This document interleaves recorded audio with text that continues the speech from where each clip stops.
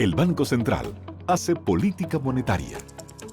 Para ello, utiliza la tasa de política monetaria, buscando incidir en las tasas de interés a que los bancos captan ahorros y prestan para el consumo de los hogares y la inversión de las empresas. El objetivo de la política monetaria es mantener la inflación en torno a una meta definida por el Banco Central, logrando la estabilidad de precios y contribuyendo a crear las condiciones para un crecimiento económico sostenido. Banco Central de la República Dominicana, por la estabilidad y el crecimiento. En Banreservas apoyamos la voluntad de quienes trabajan para ofrecer un turismo seguro. Por eso brindamos soluciones que impulsan el crecimiento de nuestro turismo, como una de las principales fuentes de ingresos para nuestro país. Banreservas, 80 años siendo el banco de todos los dominicanos.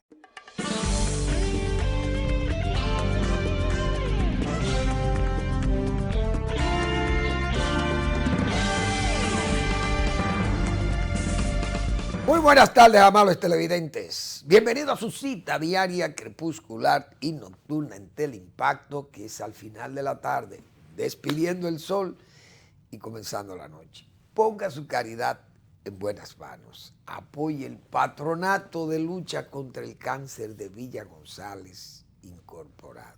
Toda una institución seria, comprometida con la comunidad de Villa González y sus localidades aledañas, a cumplir con ese compromiso de cuidar de las familias enfermas de cáncer, que es una enfermedad catastrófica, sumamente agresiva y costosa. Y esta es una institución que se ha creado para ayudar, colaborar con esas familias muy pobres. Apóyelos. 809-443-8010. También el Hogar Escuela Santo Domingo Sabio, otra institución que necesita del apoyo de los buenos y buenas dominicanos y dominicanas. La Avenida Independencia, casi esquina Avenida General Gregorio Luperón, aquí en Santo Domingo. Su misión es formar jóvenes en alto riesgo. Bien, como saben ustedes que a veces anunciamos los precios de los commodities de algunos productos que son de importancia para el país. Por ejemplo, el cacao, que es un cultivo que tiene una gran extensión de tierra bajo cultivo y es uno de los cultivos de los pies, diríamos, básicos de la producción agropecuaria nacional. Es uno de los cultivos más viejos del país también y le ha hecho aportes tremendos a la riqueza nacional, aportes inconmensurables. El precio del cacao a nivel del mercado de Nueva York, la tonelada, $2,619. Me animo un poco porque por lo menos ha subido casi $400, porque que bajó a niveles muy bajos. Y uno sabe que como el cacao dominicano tiene primas de premios por su calidad, los productores a veces, como usted dice, se cierran en 6,000 pesos el quintal, aunque no lo valgan, como dicen, porque ellos saben que hay esos incrementos, pero al mismo tiempo que también hay muchos compromisos, gente que ya ha hecho sus compromisos y el costo es muy alto, los costos de producción también. Bueno, entonces hay una lucha de intereses también en los compradores, exportadores, porque tienen sus cuotas que cumplir, qué sé yo, hay muchísimas muchísimas trabas que se presentan en el mercadeo de ese cultivo, pero si los precios suben es mejor porque hay más tranquilidad para los exportadores, compradores locales y al mismo tiempo los productores también no se sienten tan presionados hacia la baja.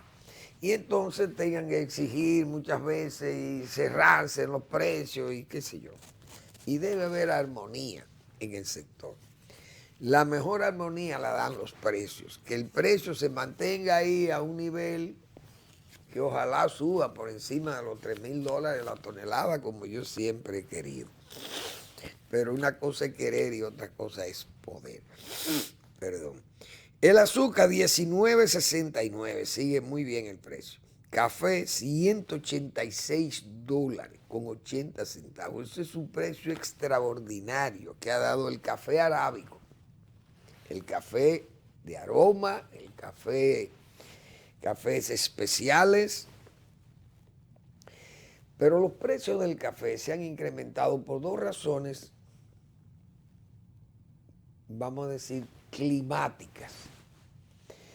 Colombia es un gran productor, excelente productor, pero ha habido una sequía, parece fuerte, en áreas grandes de Colombia. Y hemos dicho que ahí los Santander, esos son estados que producen muchísimo café. Y bueno, Colombia entera es un país cafetalero. Pero si hay sequía, hay disminución en la producción. Brasil tuvo unos problemas de heladas. Generalmente el sur de Brasil es muy frío en tiempo de invierno. Invierno se aparecen unas heladas, es zona también altamente productiva de café y sufre mucho también el café. Y parece que esos dos países tan importantes han tenido problemas para mantener la estabilidad en la producción de café arábico. Entonces, ese precio ha subido muchísimo, porque el café robusta, como hemos dicho otra vez aquí, ese que produce Vietnam, Indonesia, esos países, producen enormes cantidades de café, entonces ese sale a un mercado a $80. Y aquí hay muchos que traen ese café de Vietnam para venderlo. Lo muelen, tostado, molido, y lo traerán hasta molido de Vietnam y lo envasan aquí. Y qué sé yo, todo eso es parte del comercio, del mercado. Pero bien, el oro, vamos a ver si tiene precio el oro aquí. $1,793 la onza. Buen precio también. La plata, $23.53. El cobre, $4.23. Nosotros no tenemos cobre.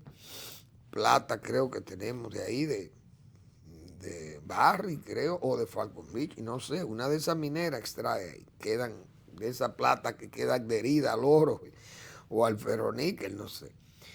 El petróleo, 67,42. Es el precio del barril en el mercado de Nueva York. Eso es fecha de hoy. Hay que señalar esos precios. Señores, eso es parte del campo. Pero yo sigo preocupado con los problemas del campo. Un problema porque veo en los noticiarios, en los periódicos, tantas quejas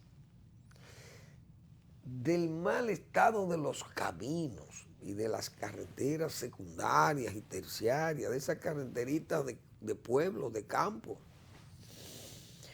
Y son tantas las quejas de esas pequeñas poblaciones que están en áreas rurales y que la gente, señores, hay que darle premio, que se quedan en las zonas rurales con tantas limitaciones y con tanto abandono. Ustedes saben lo que es un país que ha tomado $50,000 millones y que tengamos estas deficiencias que nosotros estamos viendo a diario. Que eso es una barbaridad, la cantidad de quejas de esas comunidades rurales, atrapadas allá en esas tripas del bosque, como hemos dicho muchas veces, en esa ruralidad olvidada. Deuda social extraordinaria que tienen los gobiernos, pero los gobiernos alegremente préstamo por aquí y préstamo para las ciudades. Grandes ciudades sanitarias, es verdad, son útiles, hay mucha gente aquí, pero entonces la gente viene del campo porque para morirse en el campo por falta de asistencia médica.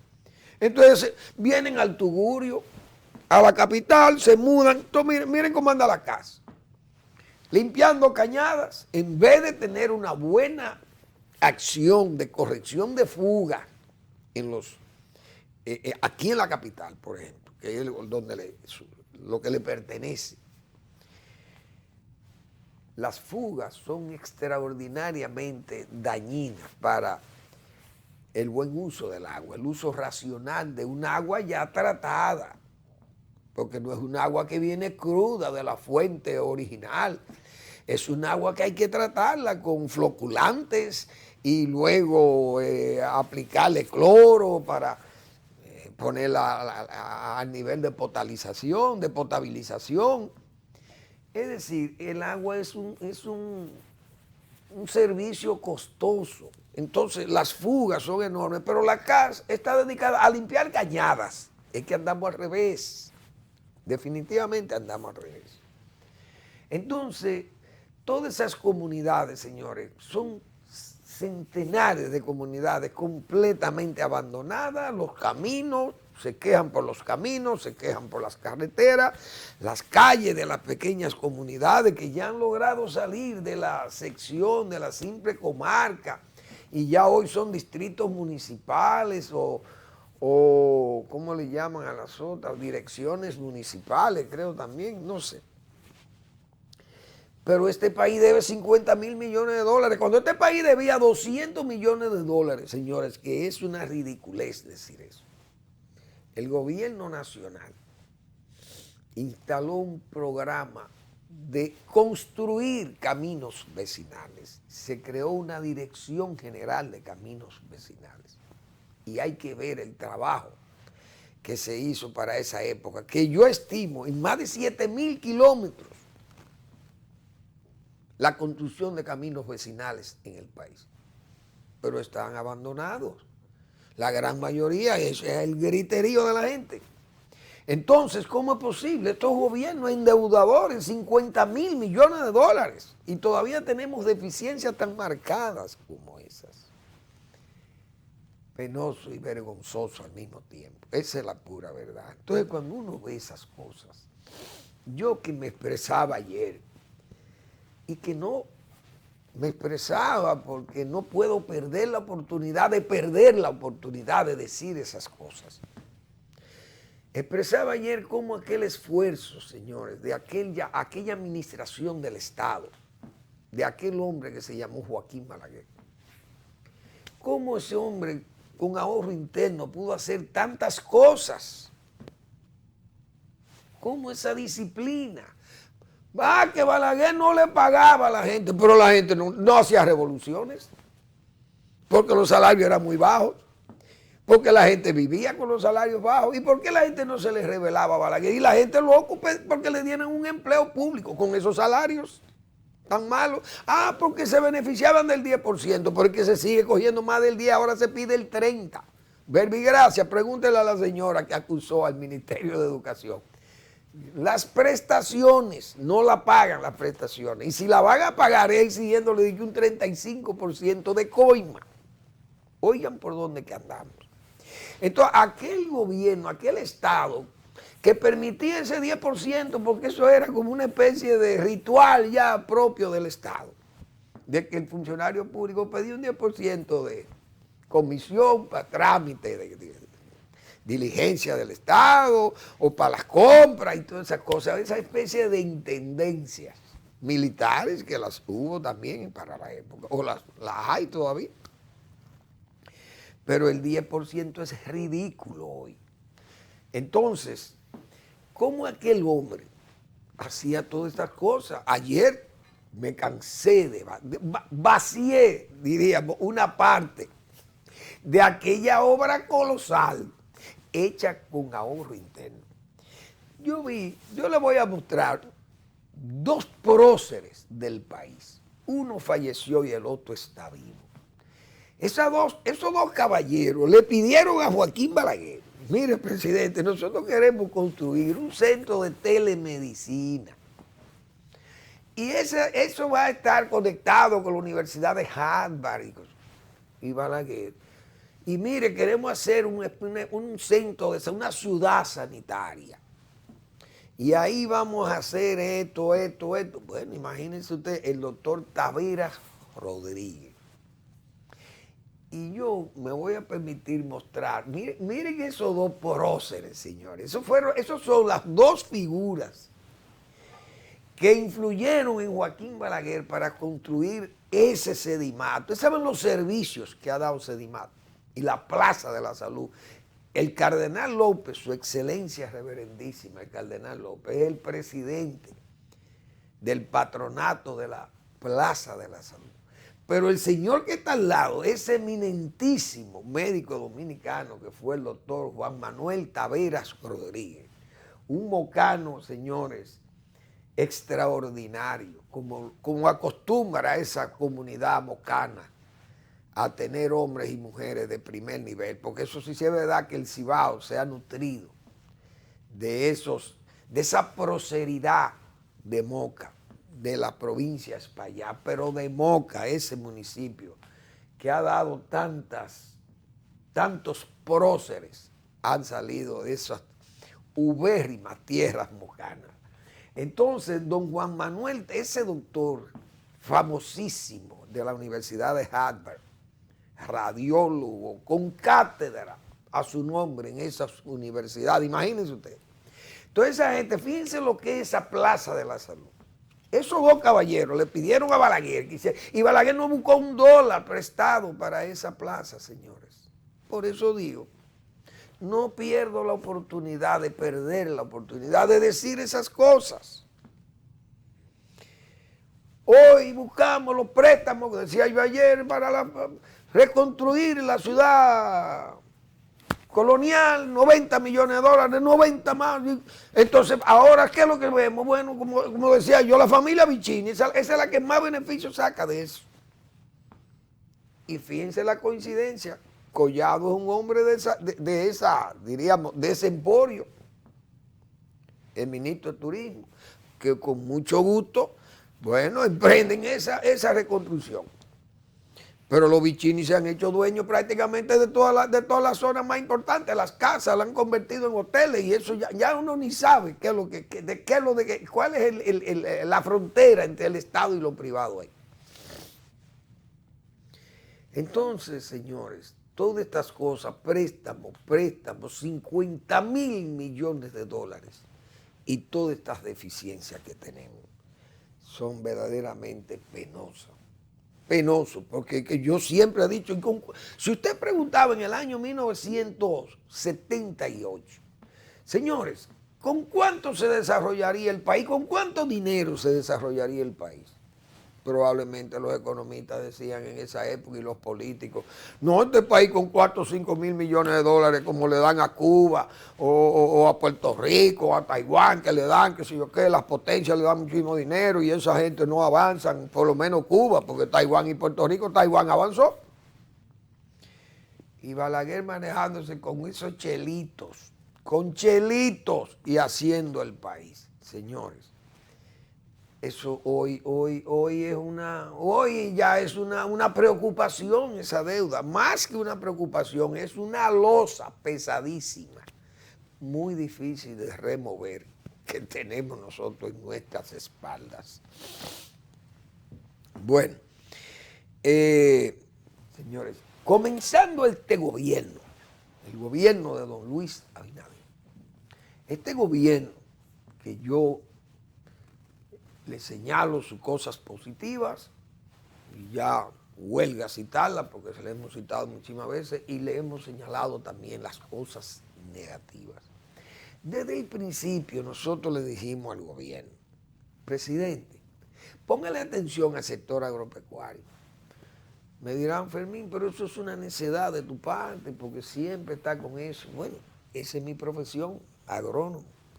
Y es donde me he desempeñado trabajando más tiempo como agrónomo. Y uno conociendo los problemas ya también agravado por el problema este de la pandemia, lo importante es asegurar la comida, porque si usted no asegura la comida, imagínese usted. Fíjense cómo anda el gobierno dando tumbo, el presidente así, recibiendo muchísimas pócimas, digo yo, de cómo resolver problemas, recibiendo muchísimas informaciones que son positivas, pero son informaciones que no dirigen a ningún lado, como se dice, porque son promesas. Y prometen que vamos a resolver esto y que el pollo se va a vender a 70 y que aquello y que va a haber pollo, pero ya el pollo a 72 no es un problema gravísimo a 72. Entonces se va a quedar a 72 y ya 72 se ve mejor que 90 y que 100 pesos. Entonces se va a vender a 72 porque es a 72. Entonces, nosotros advertimos, tengan cuidado, no copien al PRD, no permitan que la historia se repitan las mismas situaciones. No tengan ese síndrome, que no le asalte el síndrome de que el PRD a todo lo que toca lo daña. Todo eso fueron advertencias. Una de ellas, que yo me voy a permitir mostrar ahora, yo hice mucho hincapié a raíz de nombrar al ministro, de que el ministro de Agricultura tomara posesión y comenzó a votar gente. Y en el Instituto Agrario comenzaron a votar técnicos y en Agricultura votando los técnicos y todo el sector agropecuario votando los técnicos. Y huelga hablar de lo que pasó ya en ganadería, como dijimos nosotros. Fíjense, el problema de la fiebre porcina no advertida a tiempo, entonces le da una fiebre dos veces, porque entonces viene el problema del pollo, se deriva de ahí. Pero también se ha encarecido el pescado y se encarecen todas las carnes. Porque el cerdo, todo el mundo sabe lo abarcante que es esa carne y lo aprovechable que es el cerdo, que eso se aprovecha todo, las paticas, pies de cerdo, riquísimas, las orejitas de cerdo, riquísimas, el rabo de cerdo, riquísimo, es decir, es que el cerdo, imagínense, hemos dicho aquí repetimos lo que decía el doctor Marañón, el cerdo hace daño por lo bueno que es, o también del doctor Marañón, que llegó a decir que el cerdo ha evitado más muertes que la penicilina. Señores, eso es mucho decir, pero es un científico que ha dicho eso. Miren la importancia del cerdo. Entonces, recuerdo que comenzando el gobierno, las autoridades del Instituto Agrario, estaba Faña, el ministro de Agricultura, ¿qué hicieron? Votaron los técnicos de un proyecto que señalé esa vez aquí. Le va a traer problemas salir de ese técnico que cuidó de ese proyecto. Yo les voy a mostrar a ustedes el proyecto de Juancho, de allá de Oviedo, que hablé de ese proyecto. Miren, ese proyecto, mientras estuvo el ingeniero agrónomo, que yo mencioné que fue cancelado, miren cómo era el comportamiento de ese proyecto. Miren la fortaleza de sus racimos de plátano de muchas unidades, de buen rendimiento. Miren el vigor de los tallos, las plantas son excelentes y la limpieza de sus hojas sanas. Puede haber alguna cigatoca, pero muy difícil. Zona muy seca, riego por goteo, entonces la humedad y el viento le hace más daño, porque el viento rompe, eso es una hoja que el viento la reseca mucho y puede. Pero ahora, el técnico, votaron al técnico. Y yo dije, cuidado con eso, y nombraron a un maestro de escuela, óigase bien, y el subdirector de ese proyecto, al que nombraron sustituyendo, fue una persona semi-analfabeta, cuasi analfabeta. Y el director, repito, un maestro de escuela rural, imagínense ustedes, para sustituir al ingeniero agrónomo que tenía el proyecto así. Miren cómo luce el proyecto ahora. Hazme el favor, Eri, si tú me puedes poner las... Miren cómo está el proyecto ahora. ¿Usted ve cómo está ese proyecto? Perdido. Mírenlo cómo está. Ahora, se puede decir, podrían decir, pónmela todas las fotos de ese proyecto. Miren en las condiciones que está ese platanal. Miren para allá. Eso fue denunciado por Manuel Fermín aquí comenzando el gobierno. Se lo dije, presidente, tengan cuidado que están votando los técnicos. Miren ahora cómo está ese proyecto en manos de gente inexperta. Pero pueden pensar que yo lo que estoy es aprovechándome de un área del proyecto y poniendo eso como para fines de justificar. Pues no. Yo voy a leer aquí lo que el propio administrador del proyecto dice sobre el proyecto. Permítanme leerle esto. Esta noticia es publicada ayer jueves 26 de agosto del 2021 en el Listín Diario. Urgen la rehabilitación de cientos de tareas en proyecto de Juancho. Cientos de tareas en el proyecto agropecuario del Valle de Juancho, Prodevac, están abandonadas. Ahí están. A la espera de que el presidente Luis Abinader, a través del IAD, es decir, el Instituto Agrario, disponga la reparación de los sistemas de regadíos y la roturación de terrenos para el cultivo de plátano. Según datos que se derivan de una información, durante los años 16 y 18 solo se cultivaron de la musácea 250 tareas, dice él, de un total de 4.500. Estando en abandono la mayor cantidad de terreno y su sistema de riego que se encuentra colapsado. El nuevo administrador del proyecto, Manuel Gómez Mella, dijo que tiene en carpeta los planes de inversión para implementar el cultivo de la musácea, pero indicó que a mano pelada no se puede hacer nada. Señores, miren en las condiciones que está ese proyecto. Después que votaron al técnico, se dañó el sistema de riego. Miren para allá. Ese es aquel jardín que yo mostré ahí. Miren en las condiciones que están los plátanos del proyecto de Juancho.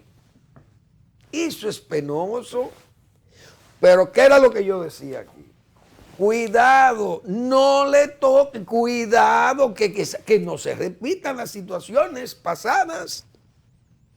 Porque ese síndrome le va a quedar, eso queda ahí como si fuera un estereotipo que se ha ganado el PRD de su época, pero el PRM es el partido que hereda al PRD. Y cuidado que lo que tocan lo dañan, siempre se dijo eso. Ahora, yo quise traer esto y mostrar esas imágenes vivas de lo que fue nuestra crítica. Hace un año que dijimos, ese proyecto va a ir a la ruina, porque usted no puede sustituir un técnico, un ingeniero agrónomo, por un improvisado, porque el asunto es el jefe político de la zona. Es que eso no se puede, señores. Cuando yo hago mi reclamo y le digo al presidente, tenga cuidado que lo están engañando ese grupo, porque le hacen creer cosas realmente. Y el presidente las anuncia.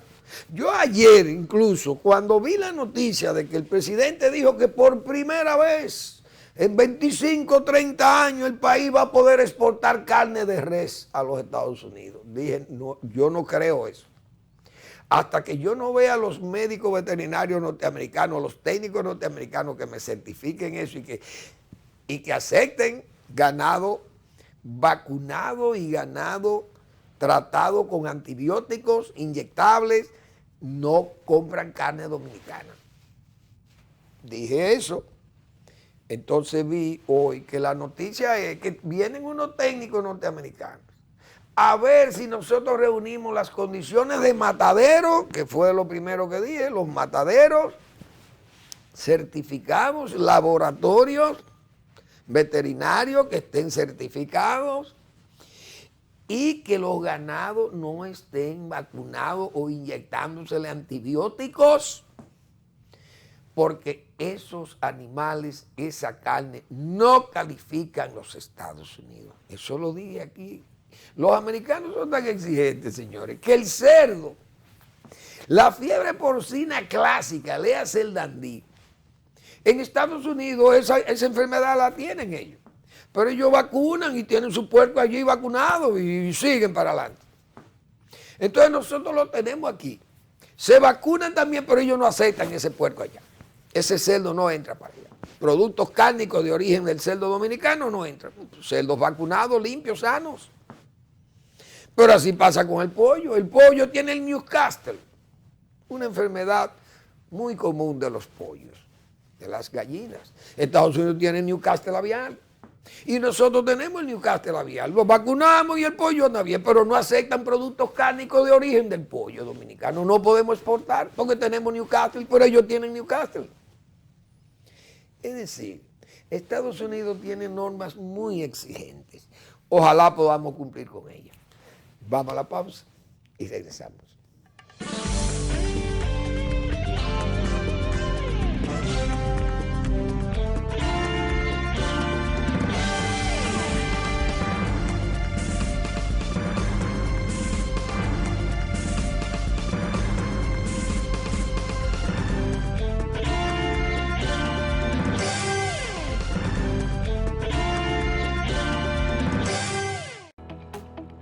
El Banco Central hace política monetaria. Para ello, utiliza la tasa de política monetaria, buscando incidir en las tasas de interés a que los bancos captan ahorros y prestan para el consumo de los hogares y la inversión de las empresas. El objetivo de la política monetaria es mantener la inflación en torno a una meta definida por el Banco Central, logrando la estabilidad de precios y contribuyendo a crear las condiciones para un crecimiento económico sostenido. Banco Central de la República Dominicana, por la estabilidad y el crecimiento. En Banreservas apoyamos la voluntad de quienes trabajan para ofrecer un turismo seguro. Por eso brindamos soluciones que impulsan el crecimiento de nuestro turismo, como una de las principales fuentes de ingresos para nuestro país. Banreservas, 80 años siendo el banco de todos los dominicanos.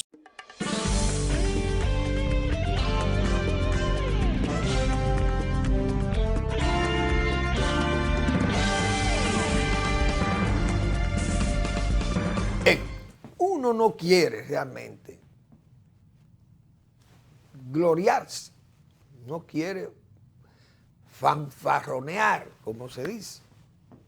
O vamos a decirlo como lo dicen en el campo, más coloquial. Diríamos, uno no quiere cacarear las cosas, porque se puede pensar que uno goza diciendo estas cosas, y uno no goza diciendo esto, sino que le molesta a uno, le crea molestia, porque aquí yo sé el esfuerzo que hay, y cómo se tienen que hacer las cosas, por dónde se tienen que hacer las cosas, para que las cosas se hagan bien, sin banderías políticas. Como yo decía ayer, señores, yo recuerdo entregando 146 viviendas en un proyecto agrario ahí en San Ramón. Entonces había un senador por Neiva, por la provincia de Bauruco, que entendía que esas viviendas había que entregárselas solamente a los parceleros reformistas. Pero resulta que ahí habían gente asentada por el PRD cuando era gobierno y por Balaguer, que lo asentaba, porque no podía, son gente del campo, trabajadores con las manos encallecidas de trabajar con un machete, una azada, con lo que fueron gente de trabajo, pero eran PRDistas, otros eran de izquierda, otros qué sé yo, reformistas, lo que fueron, social cristiano. Pero esa era la diferencia que yo decía. Ese presidente que estaba ahí entregaba esas sin banderías políticas y cuidado. Y yo recuerdo que ese senador, amigo mío, pero me reservo su nombre, presionó hasta lo último para que el director de bienes nacionales, que era el general Nasir Tejada, que está ahí vivito y coleando y que es un hombre serio, Nasir, yo recuerdo haberle dicho, general, vamos a cumplir con el mandato, lo que mandatan las cosas de reforma agraria. Bienes nacionales es dueño y entrega, pero los parceleros son los asentados y a ellos esas viviendas se le están haciendo a los parceleros. La lista que nosotros tenemos de estos parceleros, mire, son estas.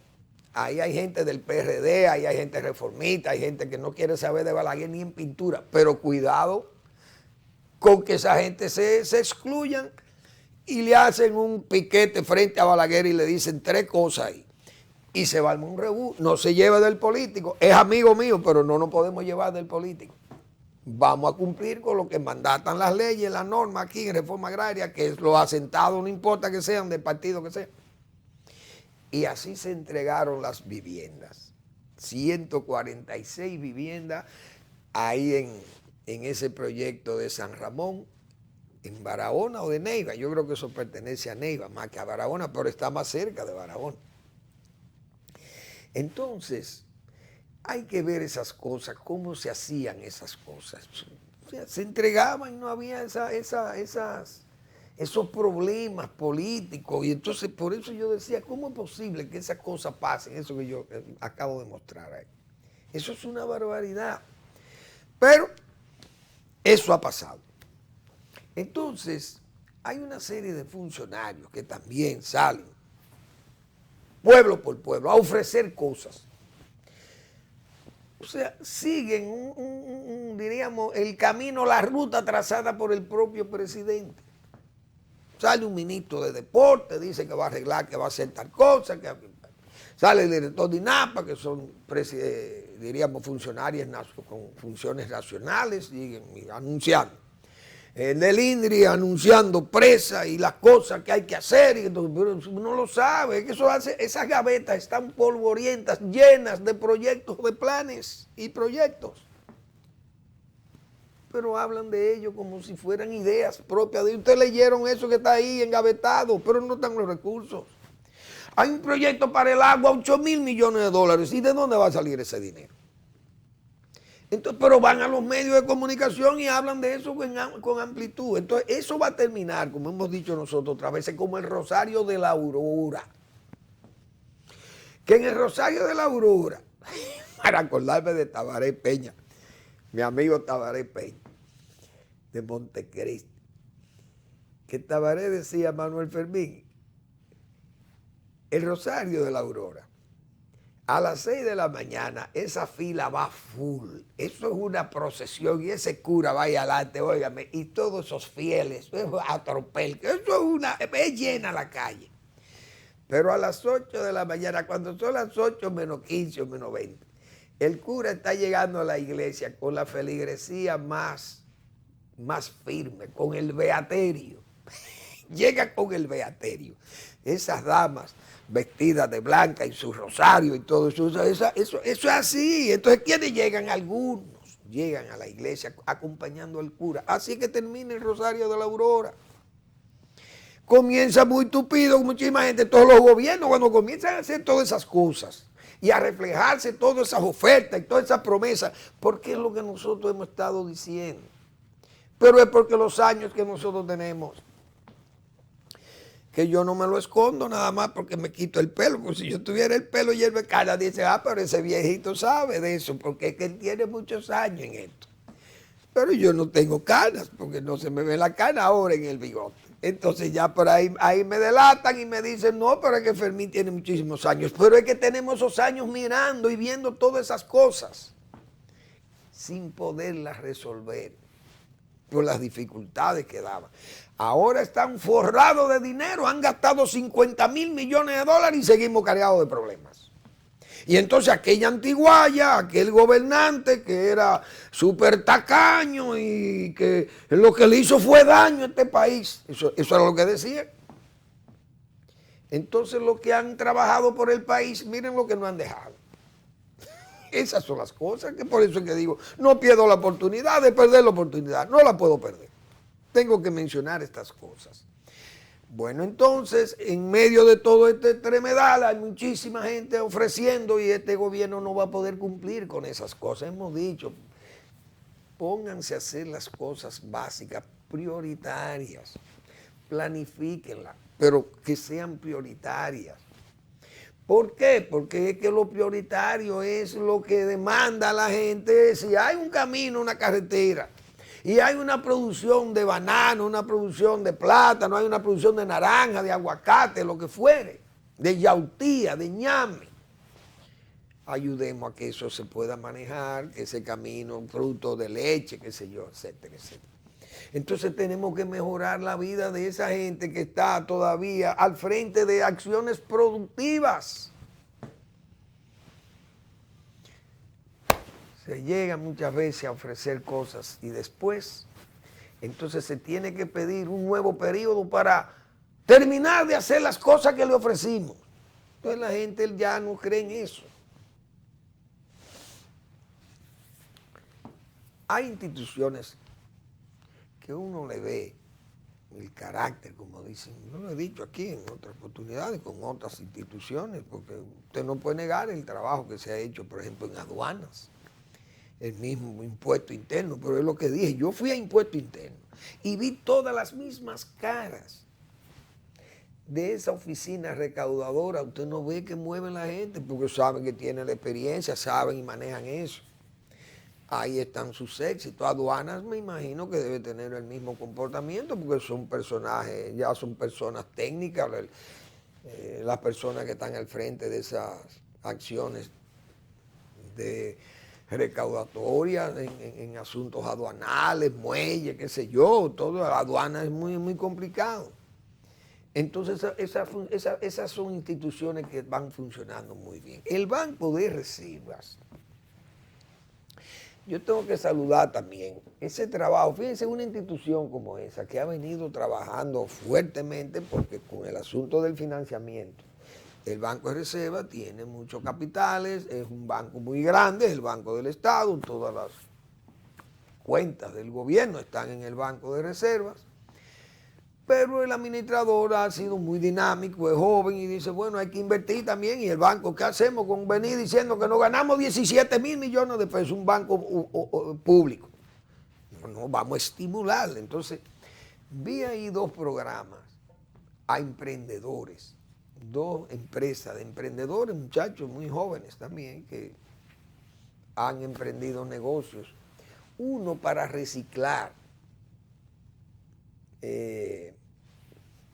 productos descartables, de estos reciclables, y entonces eso, o degradables, o no degradables, no sé, o sea, pero es una empresa para reciclar. Esa empresa ha sido apoyada por el Banco de Reserva. Igualmente otra, creo que se llama Biotech, no sé cómo que, vamos a ver cómo que se llama, creo que tengo por aquí. No, es TaxShare. Ese es el nombre de la empresa, de una de las empresas. Y la otra se llama Mina Verde. Esa es la que trabaja el área de los reciclables, Mina Verde. Pero ese TaxShare es un innovador también y ha logrado asociar muchos o varios accionistas importantes y han manejado ya cuentas por más de $350,000, qué sé yo, son jóvenes emprendedores y el banco le ha dispuesto 3 millones para que esas pequeñísimas innovaciones de jóvenes que tienen deseo de progreso, el banco lo está apoyando. Hay que saludar ese esfuerzo que ha hecho el Banco de Reserva con la administración de Samuel Pereira, que Samuel es un hombre joven también. Entonces, esos proyectos son proyectos innovadores, repetimos. Utilizan inteligencia artificial para el procesamiento de documentos. Y esta es una plataforma digital para subasta de material reciclable, esa que se llama Mina Verde. 3 millones de pesos, protección al medio ambiente. Entonces, ese programa del banco se llama el programa CREE, es decir, innove a los jóvenes que tengan buenas ideas progresistas de negocios, acercarse al Banco de Reserva que tiene ese programa CREE, y es un estímulo muy importante. Eso es una institución oficial, brindando servicios, pero servicios de verdad, no vendiendo humo. Vamos a la pausa.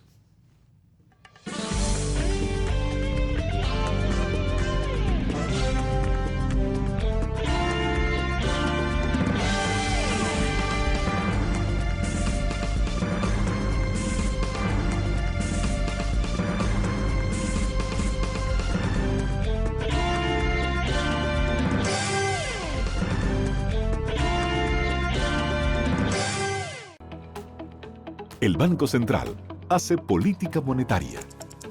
Para ello, utiliza la tasa de política monetaria, buscando incidir en las tasas de interés a que los bancos captan ahorros y prestan para el consumo de los hogares y la inversión de las empresas. El objetivo de la política monetaria es mantener la inflación en torno a una meta definida por el Banco Central, logrando la estabilidad de precios y contribuyendo a crear las condiciones para un crecimiento económico sostenido. Banco Central de la República Dominicana, por la estabilidad y el crecimiento. En Banreservas apoyamos la voluntad de quienes trabajan para ofrecer un turismo seguro. Por eso brindamos soluciones que impulsan el crecimiento de nuestro turismo, como una de las principales fuentes de ingresos para nuestro país. Banreservas, 80 años siendo el banco de todos los dominicanos.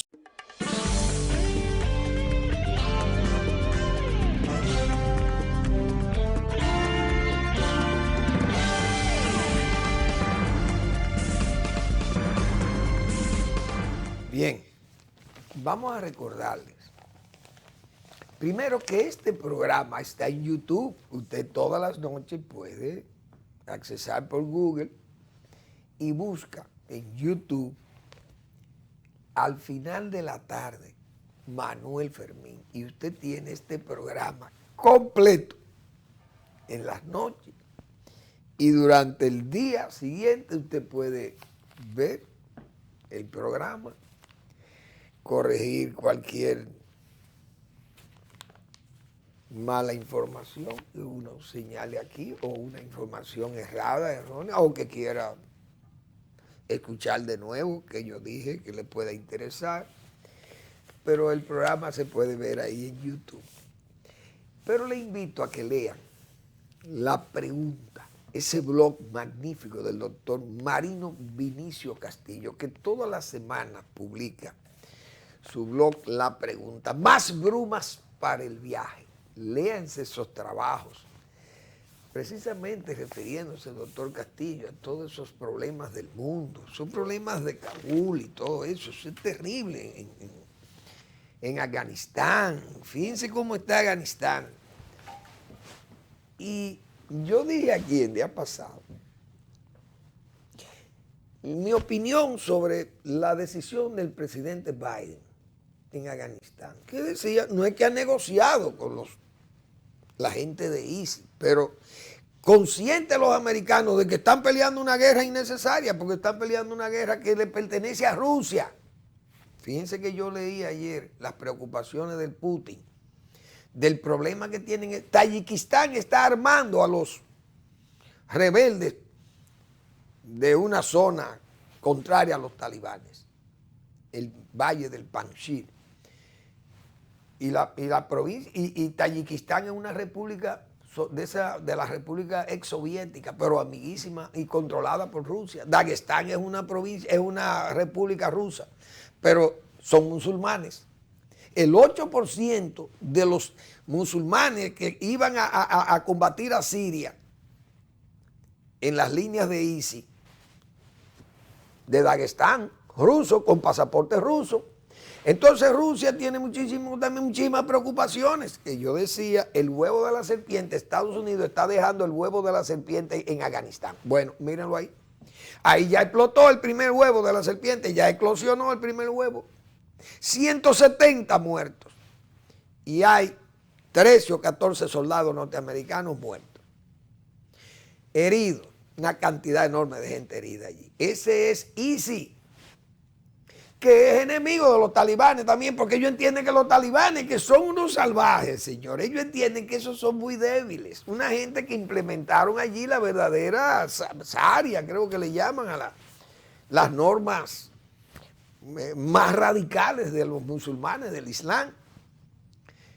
Y ya esa experiencia pasó ahí en Afganistán. Entonces ISIS tiene también sus células que combatieron al lado de los talibanes, pero ellos no quieren saber de talibanes, porque los talibanes son muy débiles, dicen ellos, son muy flojos. Imagínense ustedes. Entonces ISIS ya se hizo responsable de ese atentado, que Estados Unidos fue advertido por los ingleses y le dijeron, mira, aquí van a explosionar, va a haber terrorismo, y ahí hubo terrorismo. Fíjense ya por dónde va. Entonces Biden está prácticamente en el suelo, en la lona. La popularidad del presidente Biden está en la lona, no porque haya sacado las tropas, porque las tropas le iba a sacar Trump. Eso ya se había anunciado, y Obama sacó muchísimos soldados de Irak y los sacó de ahí también, y se formó el ISIS. Es decir, lo malo de Estados Unidos es que no previó que el ejército afgano y los líderes afganos eran unos bandidos, porque el ejército ni peleó ni hizo nada, y lo que hizo fue que Estados Unidos lo armó hasta los dientes y para nada, para venderlo y para negociar las armas. Hoy se la heredó toda el talibán. Un ejército que le costó muchísimo dinero a Occidente entrenarlo y hacerlo para nada. Y los líderes salieron huyendo forrados de dinero, unos delincuentes. Y la droga, que es lo que vende, la amapola, eso es lo que vende. Entonces Estados Unidos, ¿de qué se ha beneficiado allí? No, vámonos de aquí, pues es lo mejor que se vayan, porque si los afganos no pelean por su país, ¿por qué tiene Estados Unidos que ir a pelear esa guerra? Que se vayan, excelente. Pero decía yo, están dejando ese huevo de serpiente para dejarle ese problema a Rusia, que hoy Putin está muy preocupado por la situación con las repúblicas exsoviéticas, amigas de Rusia, pero vecinas de Afganistán. Ese atentado, eso va a seguir, porque ahora es que va a haber muertos ahí en Afganistán. Porque ellos están adentro, divididos también adentro. Imagínense ustedes. Fuera Estados Unidos de ahí, Estados Unidos por lo menos era un control en las zonas más pobladas. Pero ya sin esa fuerza de la OTAN ahí, ya eso es tierra de nadie. Ahora, el Nacional trajo esta foto, señores. Miren cómo andan los afganos del Caribe. Pero el problema de estos afganos del Caribe, los haitianos, que no salen de un problema, igualito que Afganistán.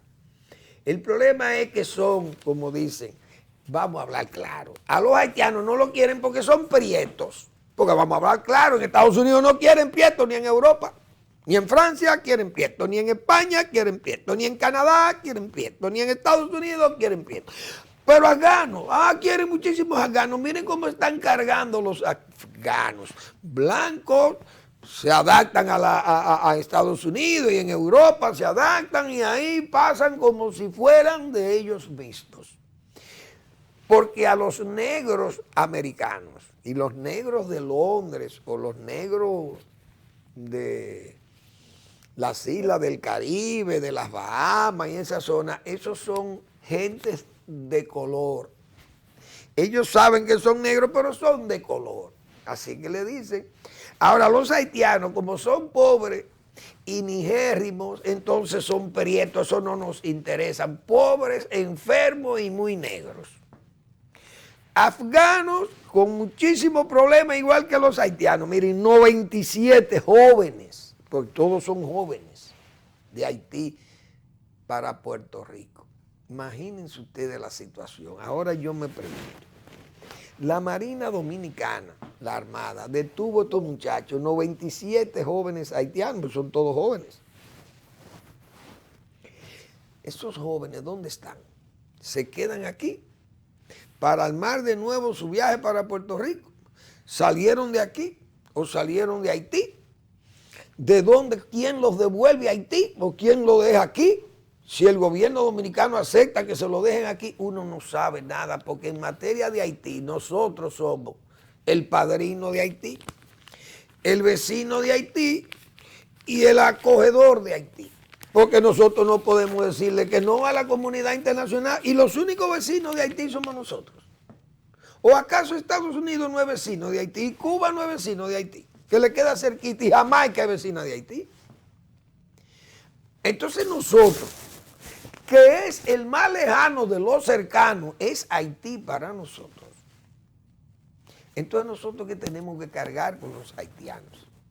¿Por qué? Porque los negros dominicanos, como son negros iguales, ellos se entienden entre negros allí.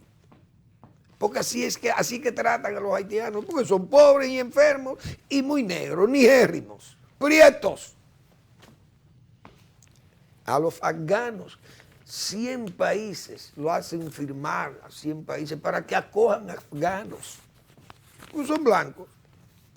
No es que sean ricos los afganos, pero son las élites tal vez de Afganistán, son los más educados y los más occidentalizados, los que están sacando, y esa gente se adaptan bien y caminan bien, se quitan sus velos, esas mujeres andan, y mujeres son elegantes, bonitas, y pasan en Europa y en Estados Unidos, pasan muy bien. Y hasta aquí nos las mandan y las aceptan los dominicanos inmediatamente.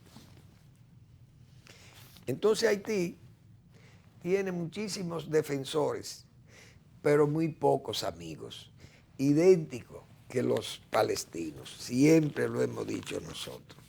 Es una pena que la República Dominicana tenga que cargar con todas estas cosas. Y entonces el único beneficio que tenemos de esto es la crítica severísima que nos hacen de que nosotros somos unos despiadados esclavistas. Ahora, los que esclavizaron a los haitianos están muy ricos, porque los bichinis son muy millonarios y no usaban mano de obra haitiana.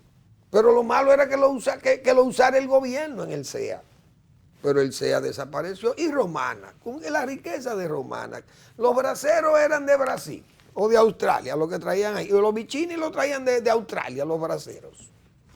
Era de Haití. Pero la carga, ¿tú sabes quién era que la tenía que soportar? El CEA, el gobierno era el culpable de todos los problemas de los haitianos. Y le exigen que hay que darle pensiones a los haitianos. Y las dos grandes industrias azucareras privadas no son también tan culpables como lo fue el Consejo Estatal del Azúcar. Gracias por su atención. Nos vemos el lunes en otra entrega de Al Final de la Tarde, Despidiendo el Sol y Comenzando la Noche.